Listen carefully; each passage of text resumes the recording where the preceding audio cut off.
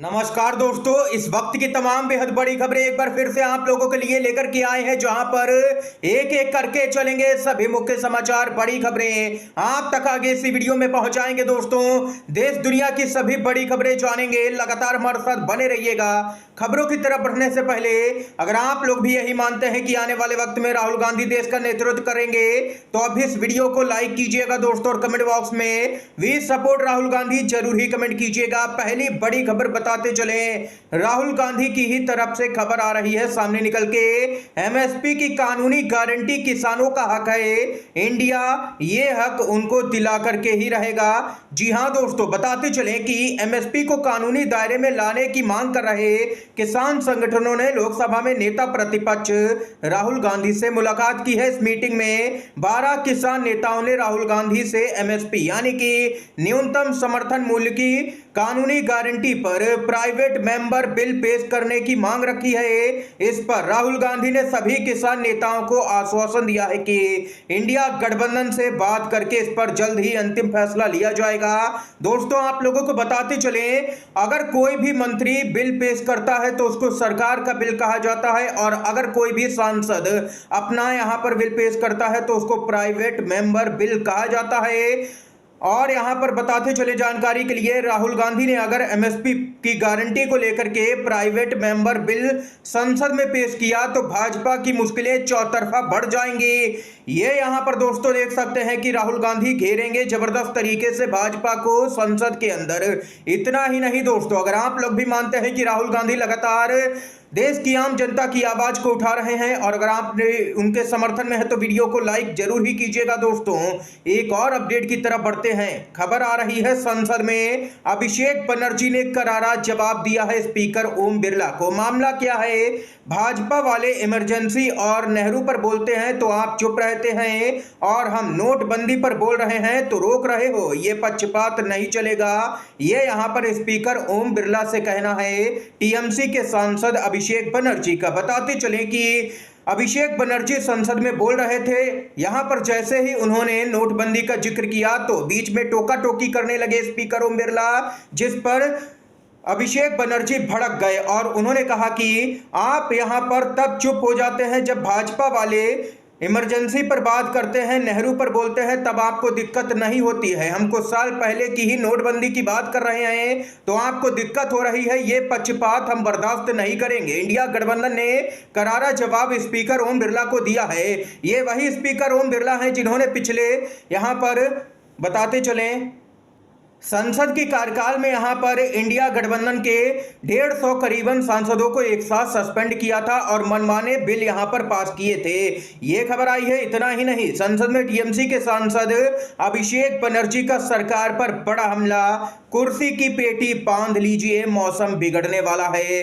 अभिषेक बनर्जी ने दोस्तों बड़ा इशारा कर दिया है। राहुल गांधी हो, मल्लिकार्जुन खड़गे हो, अखिलेश यादव हो, ममता बनर्जी हो, और अब तो संसद के अंदर अभिषेक बनर्जी ने भी ऐसा बयान दे दिया है कि जल्द ही यहां पर इंडिया गठबंधन जलवा दिखाने जा रहा है। हाल ही में लालू यादव ने भी कहा था कि यह सरकार ज्यादा दिनों तक नहीं चलेगी, अगस्त में छुट्टी हो जाएगी सरकार की, और अब अभिषेक बनर्जी ने कहा है कि कुर्सी की पेटी बांध लीजिए, मौसम बिगड़ने वाला है। इतना ही नहीं दोस्तों, बिहार से खबर आ रही है जहां पर भारतीय युवा कांग्रेस के कार्यकर्ताओं ने बिहार के मुख्यमंत्री नीतीश कुमार के खिलाफ में विरोध मार्च निकाला है। पुलिस ने प्रदर्शनकारियों पर वाटर कैनन का इस्तेमाल किया और लाठी चार्ज भी किया है कांग्रेस के कार्यकर्ताओं पर।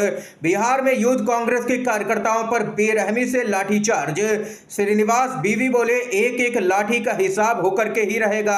आज आपकी सरकार है, कल हमारी होगी, ये मत भूलिए। ये श्रीनिवास बीबी का दो टूक कहना है दोस्तों।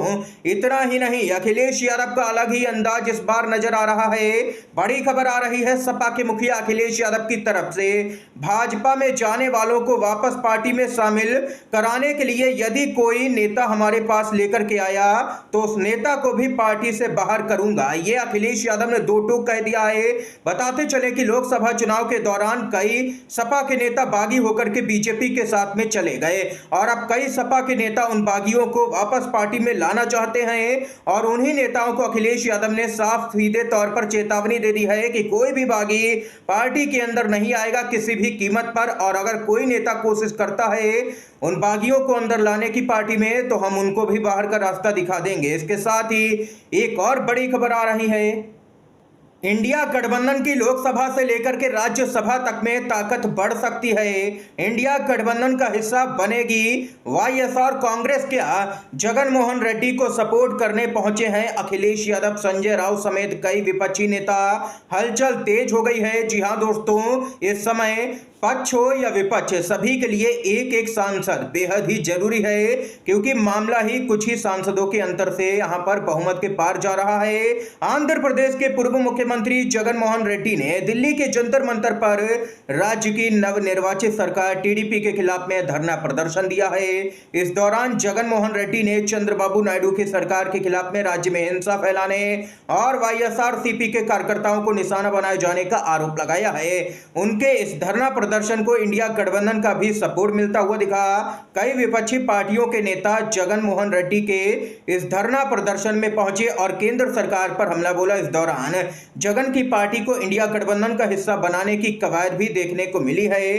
दोस्तों, जानकारी के लिए बताते चलें कि जगन मोहन के धरना प्रदर्शन में सपा के प्रमुख अखिलेश यादव और राम गोपाल यादव पहुंचे, जबकि शिवसेना यूबीटी के नेता संजय राउत, प्रियंका चतुर्वेदी और अरविंद सावंत भी पहुंचे। वहीं टीएमसी के नजीबुल हक और जेएमएम के विजय हांसदा, आम आदमी पार्टी के नेता राजेंद्र पाल गौतम और एआईएडीएमके के नेता थंबी दुराई भी जगन मोहन रेड्डी के धरना प्रदर्शन में पहुंचे हैं। यानी कि कुल मिलाकर के कहा जाए तो यहां पर वाईएसआर कांग्रेस इंडिया गठबंधन का हिस्सा बन सकती है। जानकारी के लिए बताते चले कि जगन मोहन रेड्डी ने एनडीए को याद दिलाया कि उनके पास भी 15 सांसद हैं। आपको बता दें कि राज्यसभा में वाईएसआरसीपी के पास में 11 सांसद हैं, जबकि लोकसभा में 4 सांसद इस पार्टी के हैं। वहीं लोकसभा में टीडीपी के सांसदों की संख्या 16 है।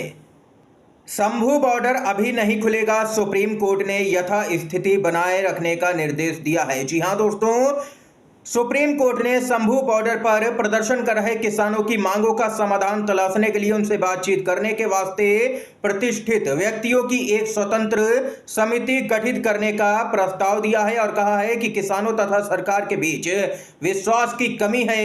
आप लोगों को बताते चले, यहां पर हाई कोर्ट ने आदेश दिया था शंभू बॉर्डर खोलने का और कहा था कि किसानों को दिल्ली में प्रदर्शन करने से सरकार रोक नहीं सकती है, लेकिन उस आदेश को यहां पर रोक दिया है सुप्रीम कोर्ट ने और कहा है कि शंभू बॉर्डर अभी नहीं खुलेगा, यथास्थिति बनी रहेगी, यानी कि शंभू बॉर्डर फिलहाल के लिए बंद रहेगा। यह सुप्रीम कोर्ट ने अपना आदेश जारी कर दिया है। दोस्तों, इसके साथ ही एक और बड़ी अपडेट की तरफ बढ़ते हैं। खबर आ रही है, महंगाई बेरोजगारी सबसे बड़ी चुनौती है, इस पर लगाम नहीं लगी तो चुनाव में बीजेपी को दंडित करती रहेगी जनता। 4 राज्यों में हो जाएगा सुपड़ा साफ, पी चिदम्बरम का बड़ा बयान। राज्यसभा में कांग्रेस के वरिष्ठ नेता एवं पूर्व वित्त मंत्री पी चिदम्बरम ने बीजेपी नीति केंद्र सरकार को आगाह किया है कि यदि उसने बढ़ती हुई महंगाई और बेरोजगारी पर लगाम नहीं लगाई तो देश की जनता सत्तारूढ़ दल को उसी तरह चुनावों में दंडित करती रहेगी जैसे उसे हाल के उपचुनावों में दंडित किया गया था। यह कहना है पी चिदम्बरम का। दोस्तों, बड़ी खबर आ रही है दोस्तों, इस साल हरियाणा के अंदर विधानसभा का चुनाव होना है। इस बीच कांग्रेस पार्टी की ताकत दिन पर दिन बढ़ती जा रही है। खबर आ रही है हरियाणा से, जहां पर पूर्व डिप्टी स्पीकर के बेटे समेत अनेक नेताओं ने थामा है कांग्रेस पार्टी का हाथ। हुड्डा खुद रहे हैं, मौजूद सभी नेताओं को पार्टी में कराया है शामिल। करीबन यहां पर 5000 से 6000 नेता और कार्यकर्ता बताए जा रहे हैं जो कि कांग्रेस पार्टी में एक साथ शामिल हुए हैं। हरियाणा के पूर्व डिप्टी स्पीकर कंवर विजयपाल के बेटे और भाजपा नेता हरिदवन सिंह बिल्लू अपने समर्थकों सहित कांग्रेस की सदस्यता हासिल करते हुए नजर आए हैं। कुरुक्षेत्र से पूर्व सांसद के बेटे राजेंद्र सैनी कांग्रेस पार्टी में शामिल हुए और वहीं कई वरिष्ठ पत्रकारों ने भी कांग्रेस पार्टी का हाथ थामा है। कई दिग्गज नेता एक एक करके पार्टी में शामिल हो रहे हैं। इसी दौरान 20 से भी अधिक पार्षदों, सरपंचों, पूर्व पार्षदों और पूर्व सरपंचों ने कांग्रेस पार्टी की सदस्यता ली है। ये यहाँ पर दोस्तों देख सकते हैं कि हरियाणा के अंदर कांग्रेस पार्टी की लहर लग रही है। उसी के चलते अब तमाम नेता भाजपा छोड़ करके, अन्य पार्टियों को छोड़ करके राज्य में कांग्रेस पार्टी ज्वाइन कर रहे हैं। दोस्तों भाजपा ने अपने यहाँ पर कई बी टीम को उतारा है चुनावी मैदान में, जिनसे कि कांग्रेस पार्टी का कहना है कि जनता को इनसे संभल के रहना चाहिए, इनके बहकावे में नहीं आना चाहिए। ये खबर आई है सामने। इसके साथ ही एक और अपडेट की तरफ बढ़ते हैं। बड़ी खबर दोस्तों आ रही है सामने। सीजीआई की बेंच में हो रही थी सुनवाई, अचानक से माहौल यहां पर गर्मा गया। वकील और सीजीआई के बीच में हो गई तगड़ी बहस। जी हां दोस्तों, सुप्रीम कोर्ट में नीट यूजी पेपर लीक मामले पर सुनवाई चल रही थी। अचानक एक याचिकाकर्ता के वकील बताते चलें मैथ्यूज नेदुम्पारा और चीफ जस्टिस डीवाई चंद्रचूड़ के बीच में बहस होने लगी। सभी लोग इसको देख करके हैरान हो गए, क्योंकि सुनवाई के दौरान सीजीआई डीवाई चंद्रचूड़ अक्सर शांत ही रहते हैं। मामला इतना बढ़ गया कि सीजीआई ने वकील को कोर्ट रूम से बाहर निकलने का निर्देश दे दिया, और जब वो नहीं माने तो सीजीआई ने सिक्योरिटी बुला करके निकालने की चेतावनी दी। ये यहाँ पर दोस्तों देख सकते हैं कि सुनवाई के दौरान ही मामला बिगड़ता हुआ नजर आया है सुप्रीम कोर्ट के अंदर। इस बीच एक और अपडेट की तरफ चलते हैं। नीतीश कुमार ने एक बार फिर से अपना आपा खोया है। विधानसभा में दिया ऐसा बयान कि हो रही है चौतरफा फजीहत। महिला हो कुछ जानती नहीं हो, नीतीश कुमार ने एक बार फिर आपा खोया है, वो भी विधानसभा के अंदर। आरजेडी की महिला विधायक रेखा पासवान को यहाँ पर ये बात कही है सीएम नीतीश कुमार ने, और अब आरजेडी की महिला विधायक रेखा पासवान ने पलटवार करते हुए कहा है कि आज विधानसभा की कार्रवाई के दौरान मुझे नीचा दिखाने का यहाँ पर कलुषित प्रयास किया गया है। ये देख सकते हैं कि सीएम नीतीश कुमार एक बार फिर से आपा खोते हुए नजर आए हैं, और यहाँ पर खुद ही हाय हाय के नारे लगाने लगे हैं सीएम नीतीश कुमार। बताते चलें आप लोगों को, स्पेशल स्टेट का दर्जा ना मिलने पर आरजेडी ने मोर्चा खोला हुआ है। नीतीश कुमार किंग मेकर की भूमिका में है, फिर भी उन्होंने जो मांगा उनको नहीं मिला और उनको झुंझुना थमा दिया गया, ये आरजेडी का कहना है। इसी को लेकर के हाय हाय के नारे आरजेडी वाले लगा रहे थे, लेकिन इसी पर नीतीश कुमार उठे और खड़े होकर के कहने लगे विधानसभा में कि सब कुछ हाय हाय, जिसका वीडियो भी अब सोशल मीडिया पर वायरल हो गया है। दोस्तों इसके साथ ही एक और अपडेट की तरफ बढ़ते हैं। बजट में अयोध्या की अनदेखी की गई है, भाजपा चुकाएगी इसकी कीमत। सांसद अवधेश प्रसाद ने चेताया है भाजपा को। अयोध्या के सांसद ने चेता दिया है बीजेपी को। देख सकते हैं कि अयोध्या से भाजपा हारी क्या है, उसको नजरअंदाज ही करने लगी है ये भाजपा सरकार। दोस्तों इसके साथ ही एक और अपडेट की तरफ बढ़ते हैं। महाराष्ट्र से दोस्तों खबर आ रही है, जहां पर हलचल तेज है चुनाव को लेकर के। 80 से 90 सीटों की मांग पर अड़े हैं अजीत पवार। दिल्ली में अमित शाह से मुलाकात। महाराष्ट्र में विधानसभा चुनाव नजदीक आते ही सियासी उठापटक काफी तेज हो गई है। प्रदेश के डिप्टी सीएम और एनसीपी के राष्ट्रीय अध्यक्ष अजीत पवार दिल्ली में केंद्रीय गृह मंत्री अमित शाह से मुलाकात करने के लिए पहुंचे। दोस्तों आप लोगों को बताते चले, ये मुलाकात काफी अहम मानी जा रही है।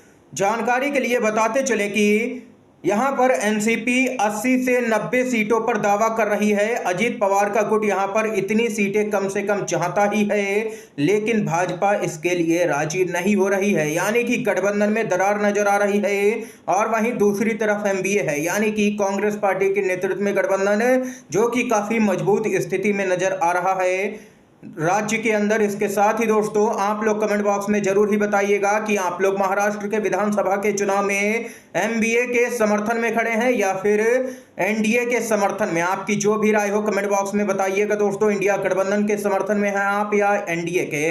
इस बीच एक और अपडेट की तरफ चलते हैं। दोस्तों पश्चिम बंगाल से अपडेट आ रही है, जहां पर बंगाल विधानसभा में नीट के खिलाफ में प्रस्ताव पारित किया गया है।